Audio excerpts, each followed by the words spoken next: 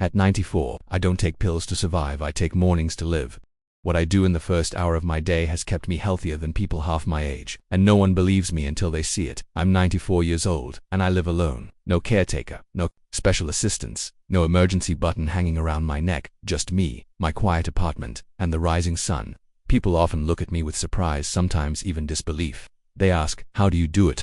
How are you healthier than people half your age? I usually smile and give them the truth they don't expect. It's not about what I have. It's about what I do every single morning, without fail at 5 a.m. I don't hit snooze, I hit life. There is a stillness at that hour that belongs to no one else, it's mine.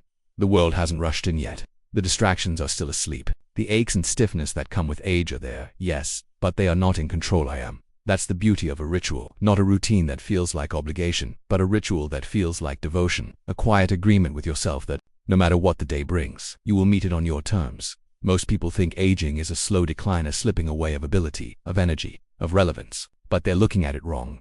Aging is an invitation to mastery, to strip away the unnecessary and focus on the essential. You begin to understand that life doesn't reward intensity as much as it rewards consistency. What you do every single day matters far more than what you do once in a while. You don't wake up healthy at 94 by accident. You earn it. For me, the turning point wasn't some magic supplement or secret diet. It was the moment I realized that my mornings were the most powerful hours of my life. I stopped starting my day by reacting, rushing, answering, doing. Instead, I began by being, sitting, stretching, breathing, drinking warm water, speaking to myself with intention.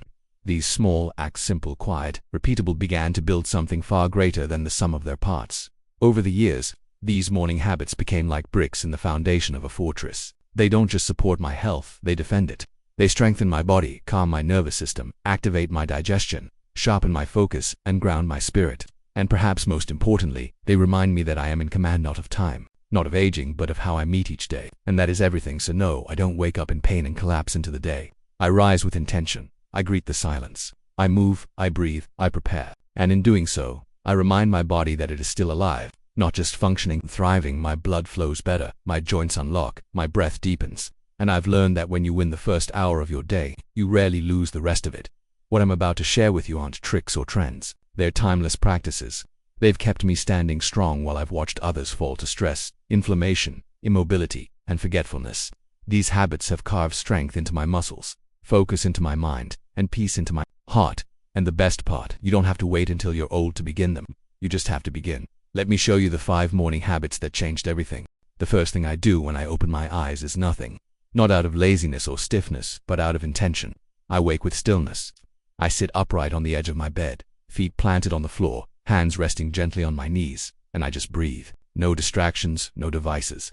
Just me, my breath, and the silence.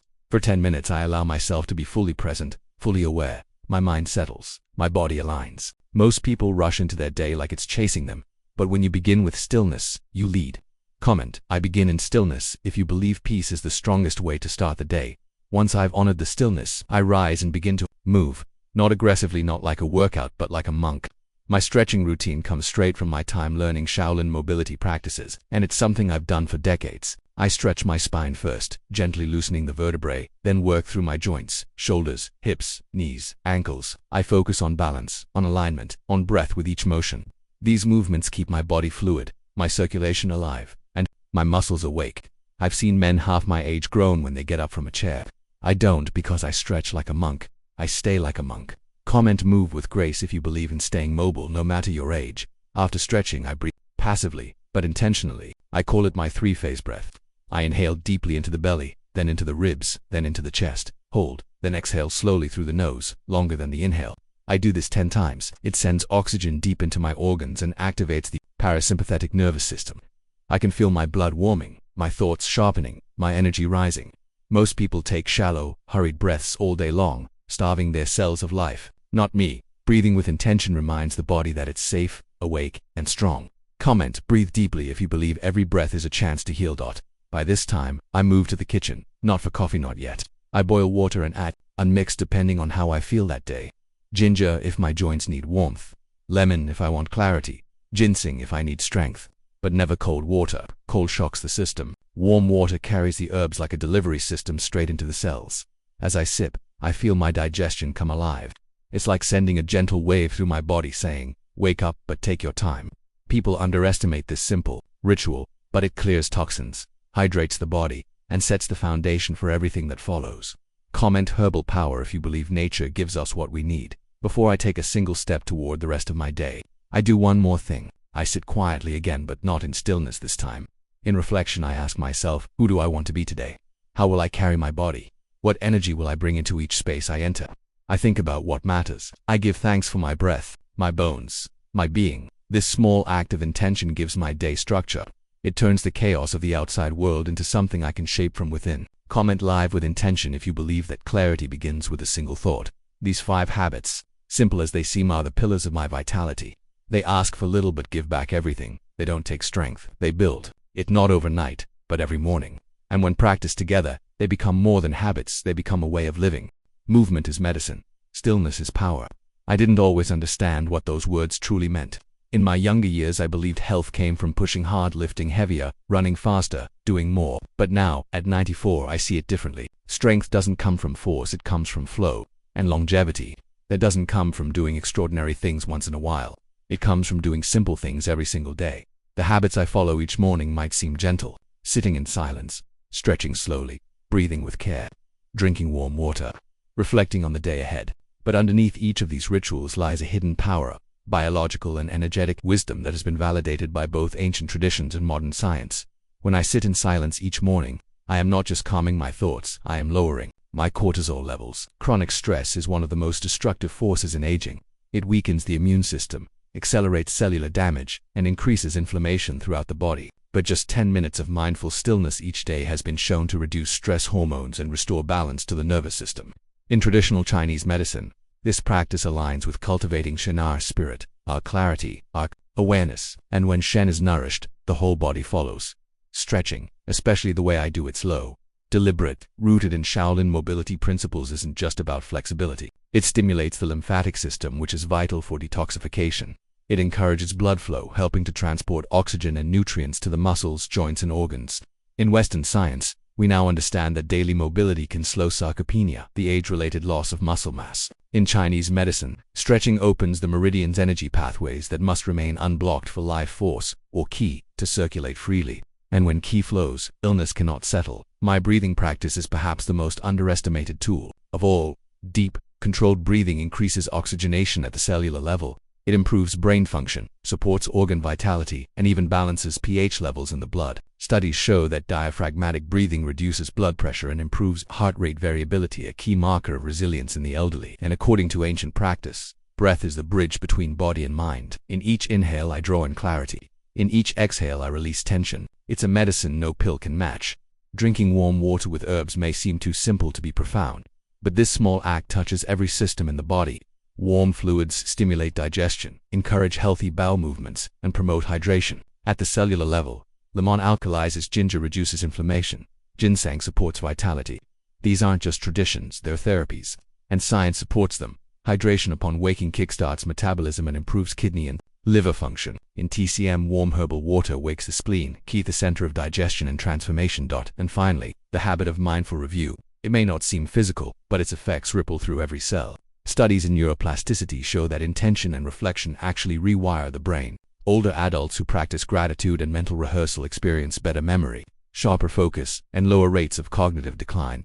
I set my energy before the day can take it from me. I tell my body what I expect from it, and in return, it listens. None of these habits are intense. I don't break a sweat. I don't push through pain.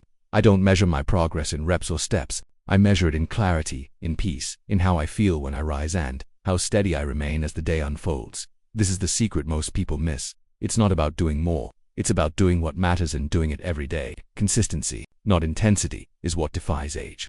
Simplicity, not complexity, is what sustains life. I don't chase youth. I honor time. And in return, time honors me. I watch the world rush by from the window of my small kitchen.